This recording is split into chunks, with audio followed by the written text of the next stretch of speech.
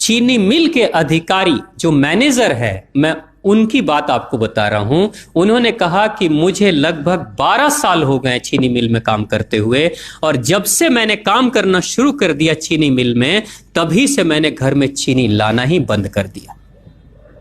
मैं तब से अपने बच्चों को चीनी खिलाता ही नहीं हूं, जबकि नौकरी से सैलरी वहीं से मिलती है, मगर चीनी नहीं। मैंने कहा कि आखिर कौन सी घटना घटी जिसके कारण से आपने ऐसा किया? तो उन्होंने बताया एक छोटी सी घटना, कि चीनी मिल में जो ये पानी निकलता है ना, चीनी के बनने के बाद उस प्रोसेसिंग में जो पानी निकलता है, उस पानी में वो सारा केमिकल भी मिक्स रहता है, और उस पानी को चीनी मिल वाले लोग अक्सर एक टंकी में जमा करके रखते हैं। ये सभी चीनी मिल वालों के पास में होता है, आप भी कभी जाएंगे तो आपको भी पता चलेगा। वो टंकी में वो पानी रखा जाता है, लेकिन रोज रोज प्रोसेसिंग हो रहा है, रोज चीनी बन रही है, रोज बहुत सारा पानी आ रहा है, तो आखिर कब तक? एक टंकी की क्षमता है ना, कितने दिनों तक वो टंकी खाली रहेगी? भर जाती है, भरेगी तो फिर क्या करेंगे? खाली करना है। तो क्या किया था चीनी मिल के लोगों ने? सोचा कि छोड़ो ना, अब कहां जाएंगे उसको फेंकने के लिए कहीं दूर, क्योंकि अब उतनी बड़ी टंकी जिसमें हजारों गैलन पानी है, उसके लिए ट्रांसपोर्ट में कितना खर्च आएगा, तो बेहतर होगा रात के अंधेरे में कहीं खेत में डाल देते हैं।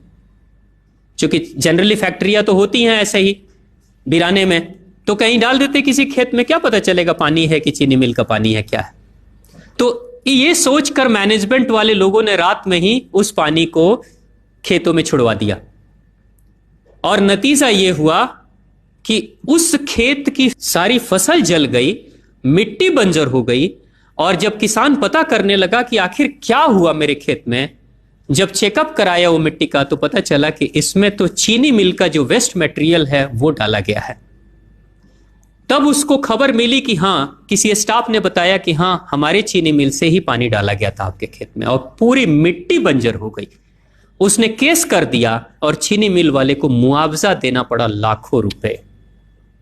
तभी से वो स्टाफ कहते हैं कि जो मिट्टी को बंजर कर दे वो इंसान के शरीर में जाए तो क्या करेगी। उसी के बाद से मैंने अपने घर में चीनी लाना बंद कर दिया।